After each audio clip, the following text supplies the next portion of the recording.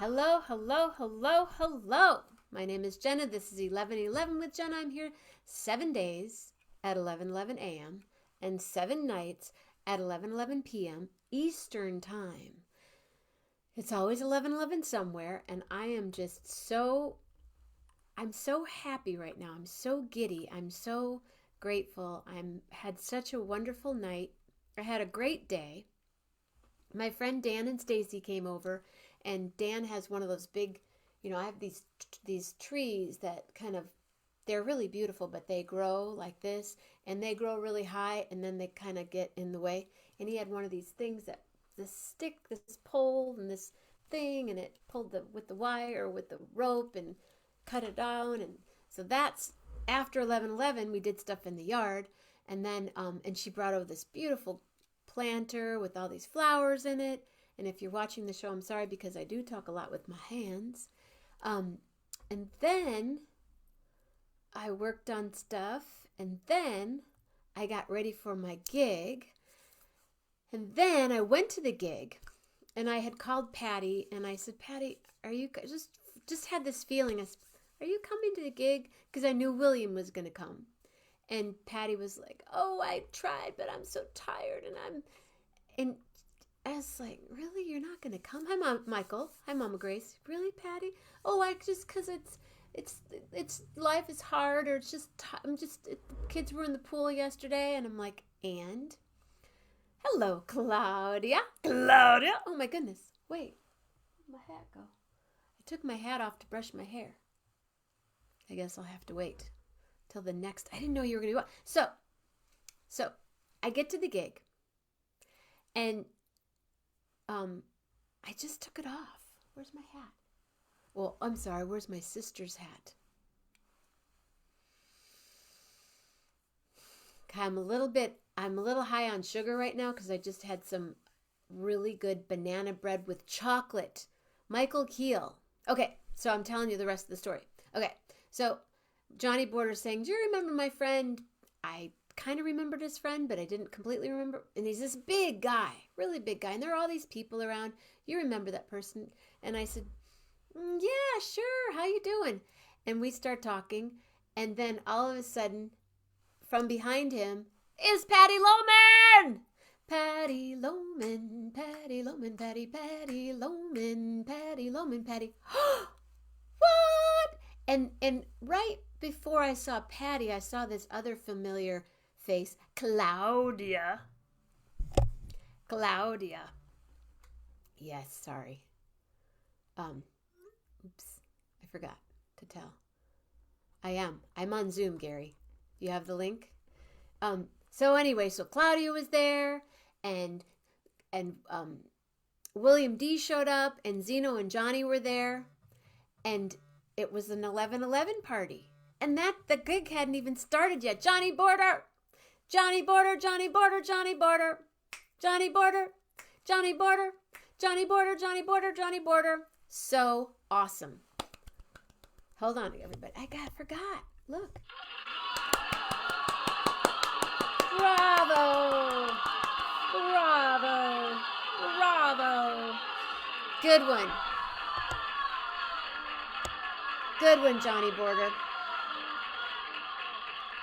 Oh, and there's Zeno. They were in on the surprise. They were totally in on the surprise.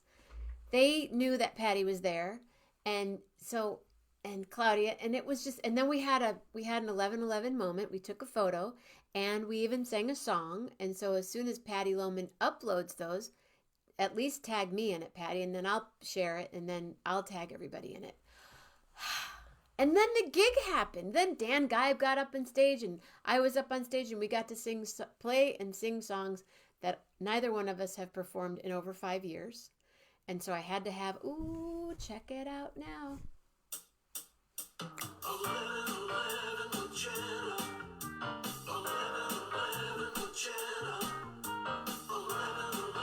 There are 11 of you here. Thank you. Please tell your friends. Please share the show.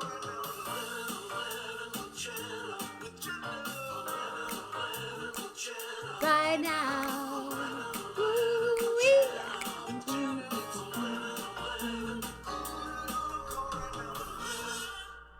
And then we started the show, and then I even did a Facebook Live. And if you did enjoy the show tonight, if you would please consider donating a little something something for the show. You know, just whatever you feel. If you love it, I'll just post this here just in case. If you love the show,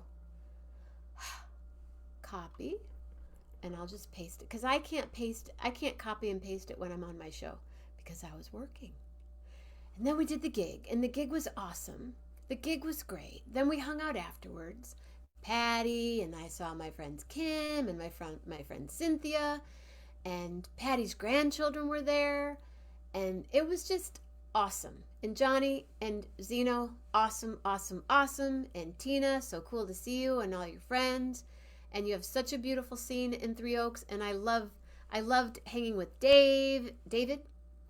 And I want to get him on the show so we can talk about the rest of the shows this summer. And my mom and I will come out and hang out.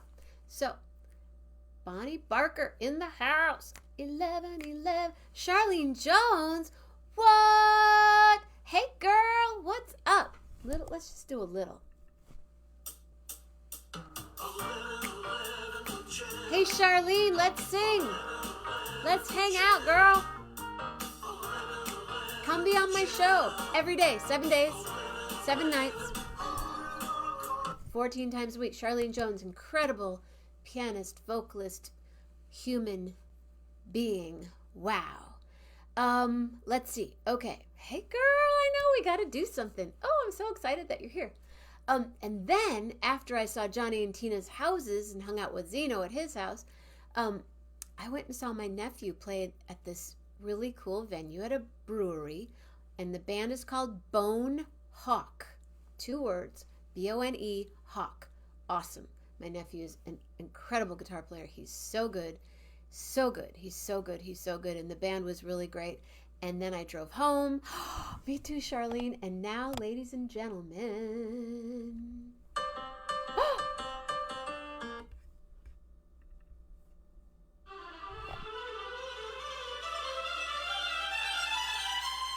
One more Saturday night with Gary Lambert. On the couch, on the couch. Woo! Hey! Woo! Hey! Woo! Live on the couch. Vogue. Hi there. Oh, unmute.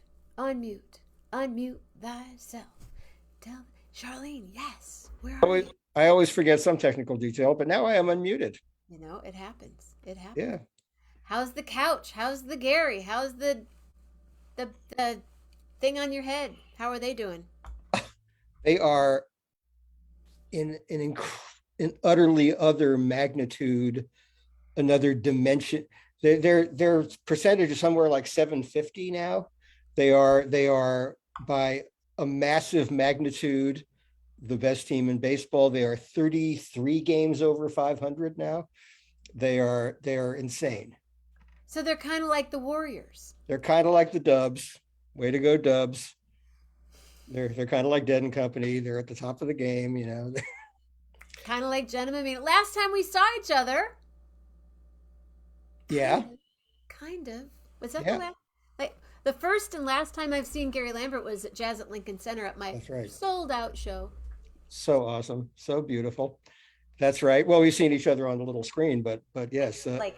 Last time in person. I just want to thank you again for jumping in and being MC that night. All of a sudden, I'm like, Gary, here, it's 11:11. And he became, you know. That's right, which is an awesome responsibility. Patty Lohman, Gary Lambert, William D. Yeah. What a group. What a mob. So this is your scene for tonight, yeah? This is my scene. We just, we did the halftime show. It was over around 10:30, I think. The band took the stage again. So cool. So, and oh man, I'm having so much fun. The gig is so good. The band is in such an incredible place. They're so good. Well, you got to go. That's right. So good. I was miracled. It was beautiful. Thank you, Jeff Metzger. It was lovely. It was awesome. Yeah. And then I got miracled a ticket. Then I got miracled a VIP ticket. Mm-hmm. Oh, that's awesome. So you were right. You I were was in. there. I was That's here.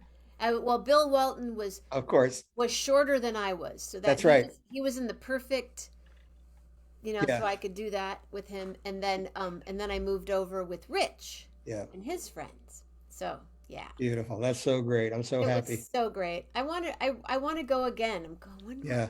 I want to go. I want to go. Well, I have a little scheme afoot. You know, my job keeps me here on the couch, but I have a little scheme afoot to catch one show on the tour Ooh, in what are you person. thinking? I'm thinking the first night at City Field, which will be the second to last night of the tour. I have a concept that will allow me to go, I think. And how can you do the show from there? Well, here's the thing. Tell us. Tell This, people what you're doing, just for those that don't know. all That right. All right. Well, Dead and Company, uh, the largest amalgamation currently of fabulous. found, core members of the Grateful Dead, uh, which means Bob Weir, Mickey Hart, Bill Kreuzman, plus the magnificent Jeff Chimenti, the deep, deep, deep Oteil Oh, Burbridge, teal. Oh, teal. Oh and my and God. and the beyond all earthly expectations John Mayer, uh, are playing this revitalized, reinvented, just newly imagined version of this music that we've all loved for so long. And they're back on tour for the first time since last fall, and they've now got like this will be the fifth. Tonight's the fifth show of the tour, I believe. How many altogether? They're going to be 20. It's a shorter tour. Last year they did 31 shows, which I think exhausted the hell out of everybody. So they're doing 20 this summer. And anyway, so they started in LA, then went up to Shoreline. And this is the second of two nights in Boulder, which is just, it's Deadhead Disneyland, Boulder. It's like about the most hippie friendly town in America. They really lay out the red carpet. They always play great there, Folsom Field. They first played the football stadium at University of Colorado 50 years ago this year. So it's a big deal. So my longtime radio partner and I, David Gans, got hired last year to do this, and we're doing it again. It's a halftime show. It's uh, it's it's kind of like Shaq and Charles Barkley and those guys doing the halftime It's so analysis. much cooler. So much Well, cooler. I don't think it gets much cooler than Shaq and Chuck. I love Shaq and Chuck. I love They're them too, but they're I they're, like, well, they're so funny. They are they so are damn very funny, and they're sniping at each other. David and I don't really get to snipe at each other, which I think would be a whole other kind of fun. But and we have a different guest from the Dead adjacent world every night. Tonight we had David Lemieux, the brilliant and soulful Grateful Dead archivist, and we talk about the music and we talk about the history, and we have just a blast. It's so much fun, and people are loving it. We're getting such wonderful feedback. And yeah, we had Bobby Weir opening night of the show because we did a couple of band members last year, but it made management very nervous because they had to rush them into a separate room with a laptop in it and then get them back on stage for the second set in time. So it was fun, but it wasn't really ideal. So this year they came up with the idea of, well, Bobby wants to do it, but why don't you record him in his cool. hotel the night before the tour starts? Oh, So it's totally relaxed. And the band is totally sequestered in their hotels anyway, no going out and socializing. So for them, it's a little respite. It's actually a chance to interact with people. right. So we are going to try to plug in a few of these pre-recorded interviews uh, before the tour is over. And my nefarious scheme would be to record a band member on Thursday night before City Field, Cool. and then I could be in two places at once. I could conduct my interview and be at the show simultaneously, which is my dream, totally.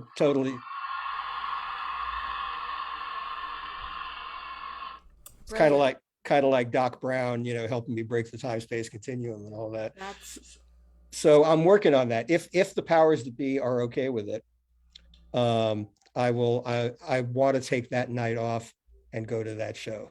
And then I'll be 15 minutes from my home. All my New York friends who are going to the shows will be there. It'll be like, it'll be like summer camp reunion. All my tour head friends are going to converge on City Field.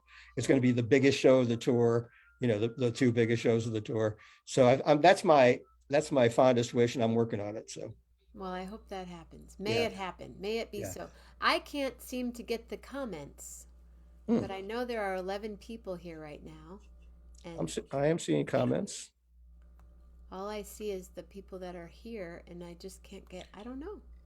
I Maybe see Bill if Winokur. I see Julie Luce. yeah, they're not even showing up. I'm going to start over here and do this again. Okay. So, what did you have for lunch today?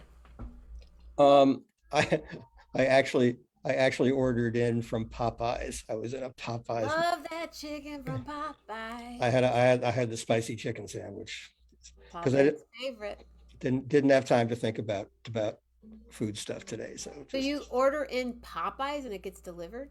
yeah, there are all these Grubhub and all these different food delivery services. We So did yeah, Grubhub the other day in Berkeley. We had Thai food. So fun. yeah, yeah. Best. I have a local Thai place I have delivered sometimes. I mean, now that I can get out more, I'll pick up or eat there. But I'm still every now and then. Today was just hectic, and I had a lot to do. So I said, Popeyes, send What in. is it that you do? How do you get ready for this? Well, today I'm also doing like the house related stuff, so I'm juggling a million things. The show just requires, our most labor intensive thing has been actually booking the guests because we got thrown this tour on short notice. So negotiating everybody's schedule and finding a day that there's a show where the people who have, there's like a consultation between me and David and the people who run Nugs and the band management and all that. And they sort of, they sort of vet a list of people and they say, can we get, I mean, we've aimed high for some people and haven't gotten them. But we just got Nels Klein. I'm very excited about getting Nels Klein because he's about to play with Phil. Oh, Um, no. yeah, they're doing a thing. Phil is doing this one-off gig at a festival in Illinois. Uh, Where? uh, it's called the Sacred Rose Festival. It's just outside Chicago. I forget which suburb of Chicago it is, but it is a Phil and Friends configuration with some really good people, including Jeff Comenti and Phil's son Graham and Elliot Peck and some of his regulars, but also Jeff Tweedy and Nels Oh, Klein. oh, And they're cool. and they're calling it Philco because how could they not? So it's That's kind of and I'm going, by the way. If you want to hop over to Illinois and when is it? it is it's a 3-day festival. I'm only going to the first day, which is the day they're playing, and that is August 26th. Oh, oh, Hmm, I could do that. think about it. I could do that. We could do a show. We could do an 11:11 from there. That would be pretty cool. Yeah. So August 26th. Yeah, because August I'm 26th. coming home from Telluride. I'm singing at Telluride Jazz Oh, Festival. awesome. Oh, I love Telluride. Um, I think on the 17th or 18th of Great. August. Oh, that's perfect. Mhm. Have you ever performed in or been to Telluride? I've never performed. I'm performing. I've been invited to be a guest, and then I'm going to interview people on 11:11 and interview people for other means there. And then I'm going to be sitting in with a trio, playing with people I've never met before. That's very cool. Telluride is one of the most gorgeous spots on earth. Very inspiring. I'm a Uh, little nervous about the altitude. oh yeah, it can mess you up for a singer or a musician. By the way, let me just interject. I've got the second set on in the other room, and I can. they're playing Milestones right now. Oh, Yeah, you oh, know. oh. Are they doing? Do they do one more Saturday night? Oh, almost every Saturday night they do it. Yeah, So yeah. they're gonna. This will be maybe the encore. This will be either the last song of the second set before the encore, or the encore is usually the slot it turns up in. Have they been playing? Um, what you've seen every show. So far, yes. So far.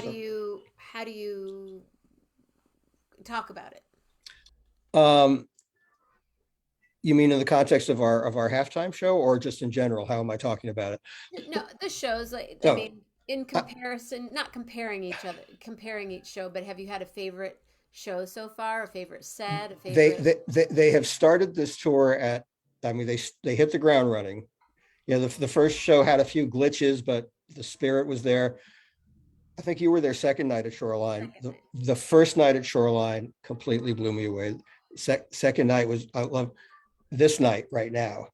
Really? The first set was an absolute stunner, and they in this set they played just before I hooked up with you. They played a Slipknot, Help Slip Frank, but the Slipknot was as deep and outside and ferocious as anything you could. I mean, they're just all Oh, so Teal gets deep.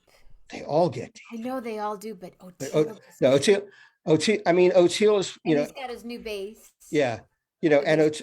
O'Teal 1 second is accessing Chuck Rainey, and then he's accessing Jocko, and then they're playing a country song, and he's right in that pocket. He can go anywhere, and he brings New Orleans to it, and he brings Detroit to it.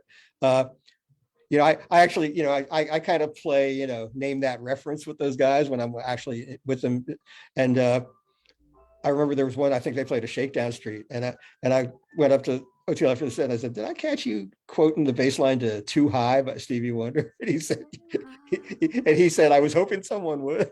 So, Oh, yeah. So yeah, Shakedown was like yeah, yeah, it's it's slow, but yes, there's yes, this groove yes. See, that's deep.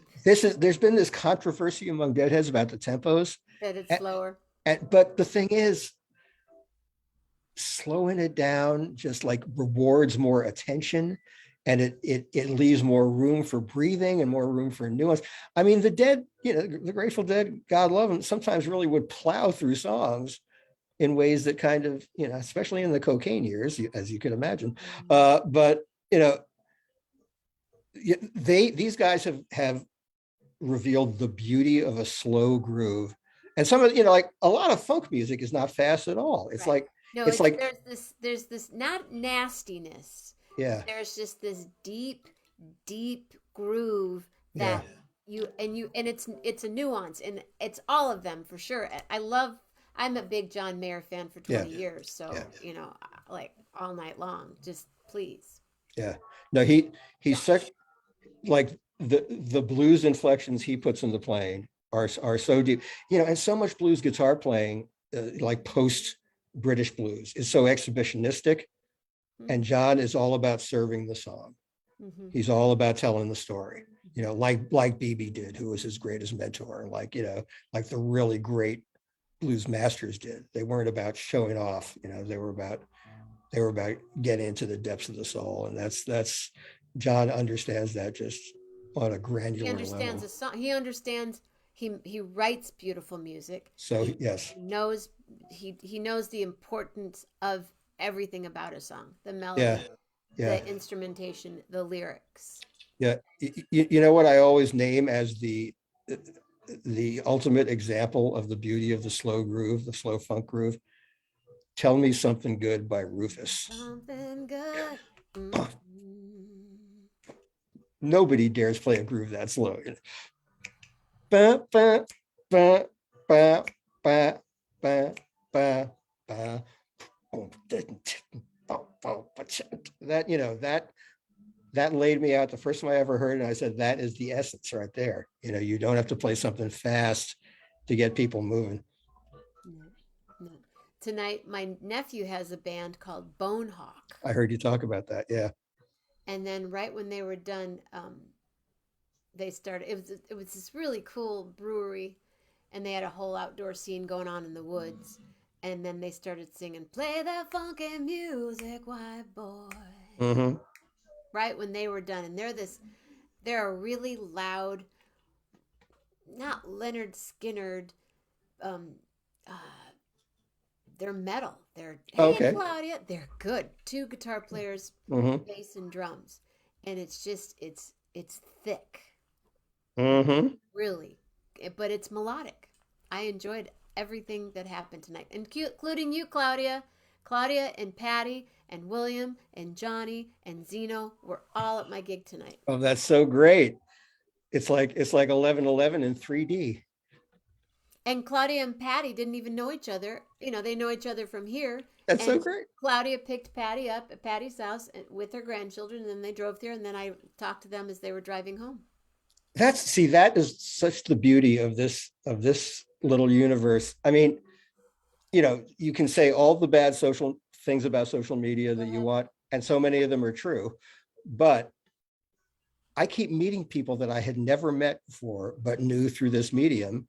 And it's like instant oldest friend ever. It's like you've established a history, and not in that creepy, dating app way. It's just been very organic. Like I when I went to that Skull and Roses festival in California, like it was like all these instant hugs from people, I'd never met before, Well, because and it you and was, Jeff Metzger got to, yeah, yeah, 11, yeah, 11 on, William said 11, 11 on steroids, right? right, right. And then, or even in New York, there was a crew of 11, Yes, 11ers that's that were there. right. That's But right. yeah, it's definitely been a gift. One that I still refer back to because I think it was really cool. Michael Keel, who's on the show on Thursday mornings, Mhm. when I do the show with him, what I like about doing Facebook Live is Mhm. it it's the algorithm shows that you, my guest, is on with me, and then people are interested and they come and Oh, check I it see. out. I see. And so with Michael, I still do that because his grandson comes on and friends of Sweet. his are coming on. And the other day, or a few weeks ago, this guy Dean Little has been coming on. Sometimes he'll be on at night, and oh hey Dean, oh that's my friend from Canada. Oh hey Dean, but never have I seen him. And then 2 Thursdays ago, um, I said, Dean, do you want to come on? Michael was on. Dean, come in and say hi. And Dean popped on, and they had never physically met before. They know each other through a gaming site, Right. but they had never done, they're not even but they had never even seen each other in video. Wow, that's amazing. So they met on 11/11, and then we interviewed Dean, and it's just so cool. I don't care. Oh, Facebook sucks. Whatever. It can. I mean, like Yeah, it everything can. it depends on, how deep in the cesspool you want to wade, but you can avoid the cesspool entirely and Totally. have these beautiful social connections. No, it's a lot of it has to do with how you use it, and what you refrain from using, and it can be totally beautiful. I've had so many good experiences here. I mean, for me, at your gig, I mean, I met 11/11 and meeting Mike Clark, you know, oh my God, that was like profound for me, because I think, as I've told you, and I told I told Mike, I saw him with Herbie and the Headhunters, just after Chameleon and all that hit, you know, and Where? it was this place called Music Inn in Lenox, Massachusetts, where I worked for a while. Okay. I wasn't working there anymore that summer, but it was this beautiful music center. They had a great jazz school there in the 50s and early 60s, where Ornette did a residency, and Randy Weston, and all the modern jazz quartet. John Lewis was like the artistic director. It was a very deep place. That was before my time, but it was near Tanglewood. It was like where all the cultural stuff in the Berkshires converged. And in the early 70s, they started having outdoor concerts, this big, like, sloping field with stage at the bottom. And I didn't see him there because I was already living out in California, but Bruce Springsteen played there.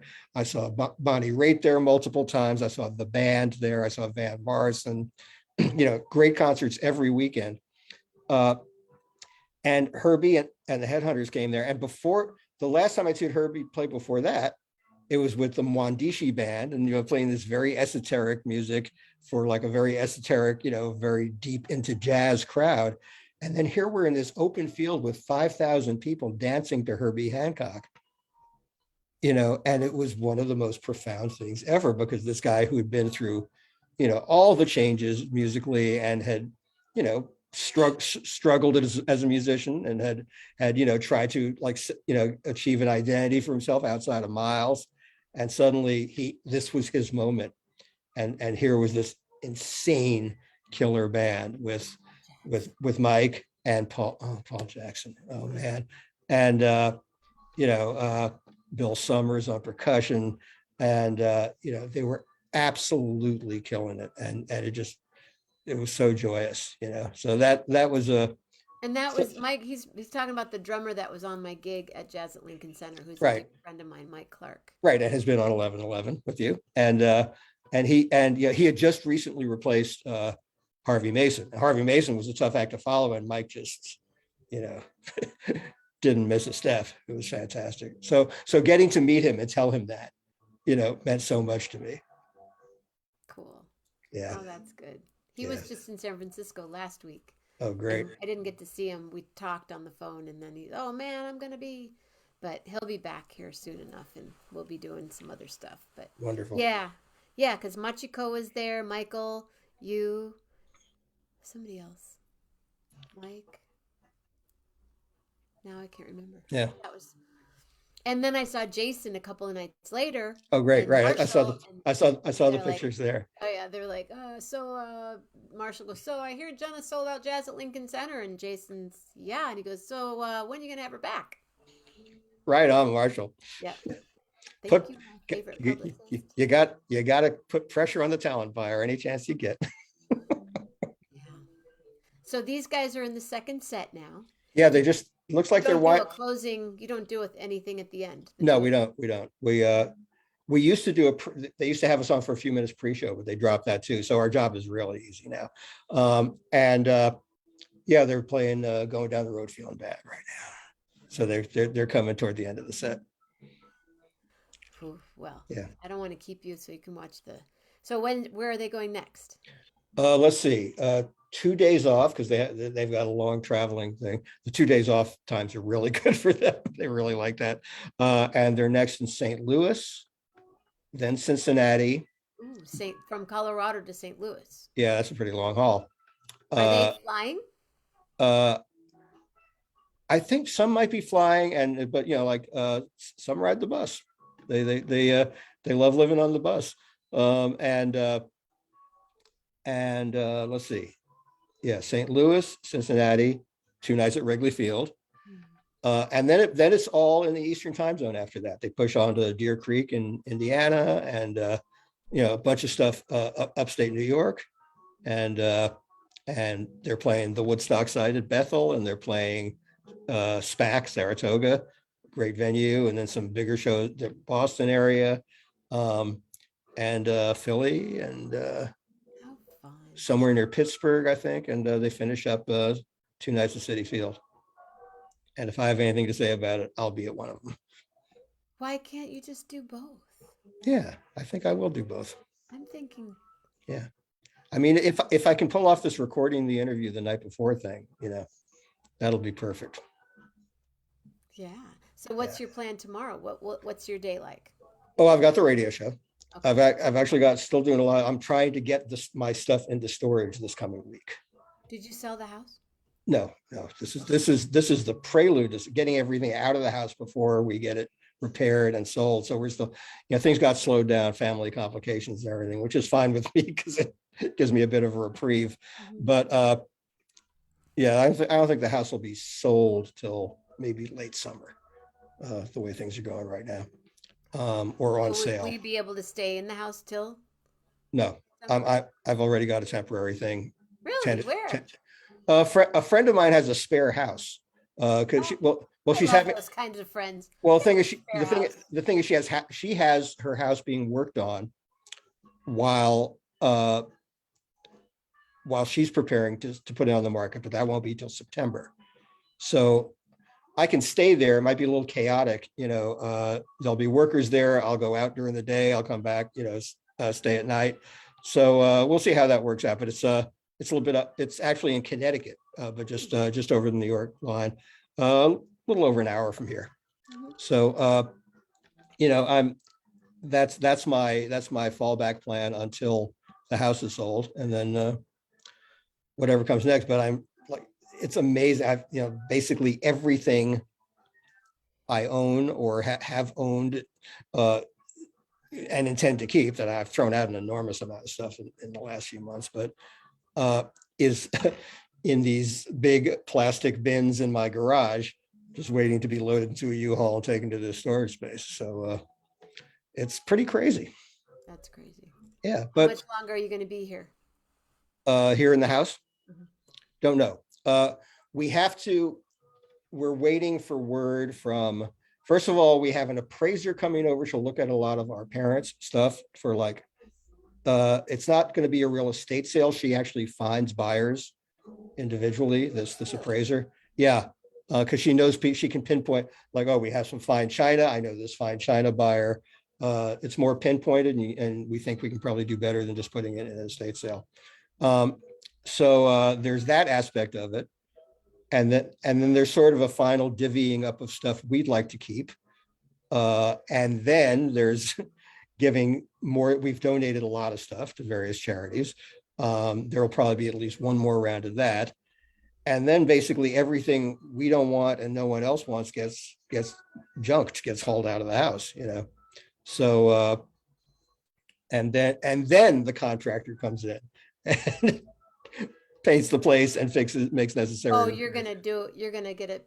You're Yeah, gonna, I mean, there's an excellent chance the house will be a tear down. So we're not going to do like a major remodel of the house, but we're just going to do essential repairs. Probably have the old carpets taken up because it's got nice hardwood floors, and that could be a buying point if people don't want to tear the house down. So, I know nothing about this. I don't ever want to know anything about this in a way, uh, but it's the realtor we're working with is very helpful and informative and sympathetic and all that. So, I'm going to feel as good about this as I can, which is not great. But in the long run, I would love this to be my home forever, but it's not the way things work out. And it's very much first world problems, because I'm going to have money and I'm going to be able to move to, another place. And, so I feel like I ain't going to pity myself for feeling like a displaced person, because it's just, you know, it's just what's happening. people move all the time, I just haven't done it in a very long time. Yeah. Well, before you do move, I do want to have one more conversation about your parents, Yes, I want to do the that. house. So Yes, just let's, whenever it is, even if it's not a Saturday, if it's a Thursday night or whatever, let's plan that date. And we'll figure it out. yeah, yeah. All right.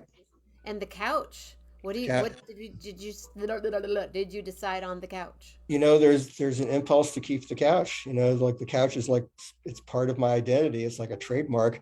I might have to put it into storage. Uh, there's actually that Skull and Roses festival. There are people who have offered to fly the couch out there next time Oh, and I bet. have me do tales from the couch. So uh, if I don't keep the couch, I'm keeping the slipcovers, and we'll Oh find yeah, it. just keep the couch, dude. Yeah, I'd love to keep Or the couch. auction it off. Well, I mean, this could easily be the couch in my new apartment, wherever that is. Yeah, just put So, it in. Put it. Just put it in. There's a bunch of. There are some people on the show tonight that I don't know them, but they're long time.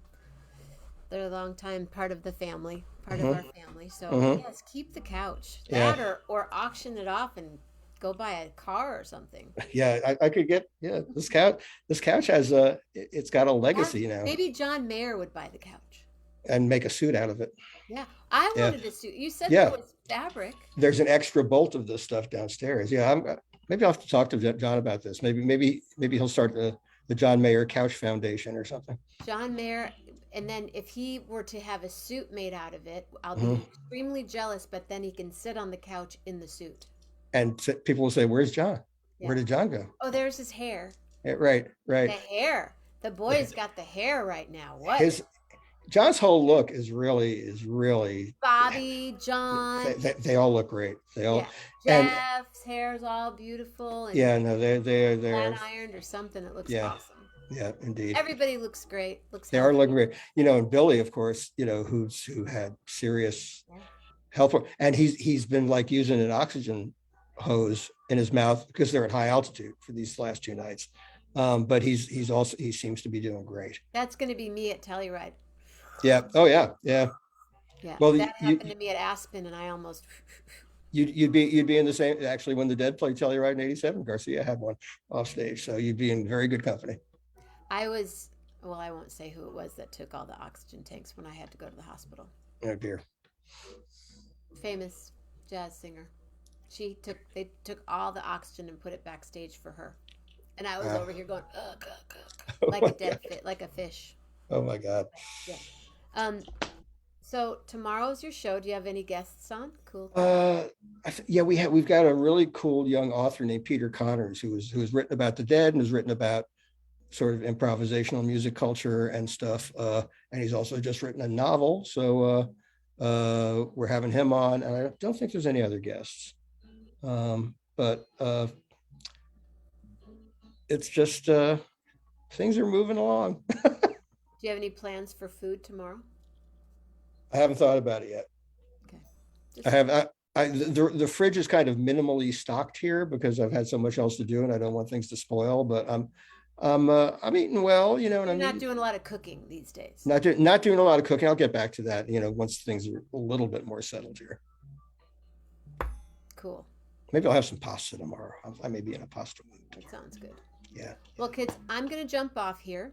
me too. Um, some people are just walking in the house, and my brother. So I just wanted to, All right. yeah. Well, this has been a nice, we've kind of been hit and run those last few weeks because of both our situations, but this has been a real nice. I've been able to be on the couch. What can I say? The couch for sure. Thank you. Anyway, I love you. I love you too. Love you all. 1111 fam. Everybody, thank you so much for being here. Yes. Stay safe, stay healthy, be real nice, and big hugs. Love hard. Maybe see you next week. I think next week is still feasible. Yeah, I'll find out what the schedule is. They're at Wrigley, which means the show will end. I'll figure it out. Anyway, They're an hour behind me. yeah. Hour behind us. Well, actually, next weekend is Wrigley, so the same zone. No. Oh no, you're Eastern. That's right. You're Eastern. That's right. I forget. I was Michigan. I always forget. Oh yeah, that's still Eastern. Okay, All right. Love hard, everybody. real hard.